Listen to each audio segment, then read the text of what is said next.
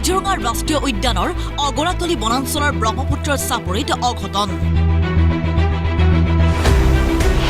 গড়ৰ খৰ্গৰ সন্ধানত যোৱা বোকাখাত আৰক্ষীৰ চকুত ধূলি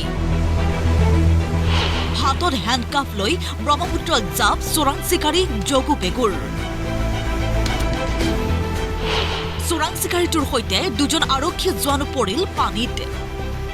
দুধৰ্ষ চোৰাং চিকাৰী জগু পেগুক লৈ হত্যা কৰা দ্বিতীয়টো গড়ৰ স্থান পৰিদৰ্শনৰ বাবে দেওবাৰে নাৱেৰে গৈছিল বোকাখাত আৰক্ষীৰ দলটো তেতিয়াই সংঘটিত হয় এই ঘটনা দৈৱক্ৰমে প্ৰাণ ৰক্ষা পৰে দুই আৰক্ষী জোৱান হীৰকজ্যোতি বৰদলৈ আৰু মোহিত বৰাৰ অন্যহাতে পলাতক জগু পেগুৰ সন্ধানত অভিযান অব্যাহত ৰাখিছে আৰক্ষীয়ে সোমবাৰে পুৱাৰে পৰা মাকলুং বন শিবিৰ এলেকাত ব্ৰহ্মপুত্ৰৰ বুকুত অভিযান চলাই SDRF আৰু NDRF দলে নিশাই গোলাঘাটৰ আৰক্ষী অধীক্ষকে চিকিৎসালয়ত আহত আৰক্ষী জোৱান দুজনৰ খবৰ লোৱাৰ লগতে চোৰাং চিকাৰীটো সন্দৰ্ভত দিয়ে বিস্ফোৰক মন্তব্য আমি একচুৱেলি জগবুক আমি যিমানখিনি লেভেলৰ ক্ৰিমিনেল বুলি ভাবিছিলোঁ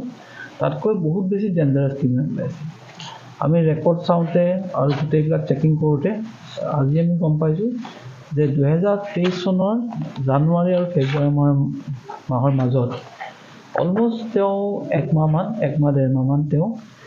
মণিপুৰৰ চুৰাচান্দপুৰ ডিষ্ট্ৰিক্টত আছে এজন আগৰ পুৰণা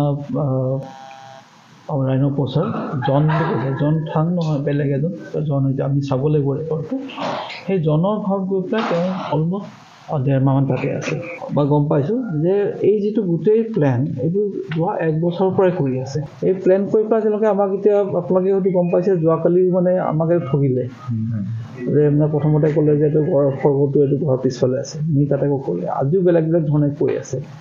আৰু আমাৰ টিমটো আজি যেতিয়া আকৌ আগৰ জেগাত লৈ গ'ল ক'লে যে সেই যিটো জেগাত আছে তাতে গ'লে মই দেখাই দিম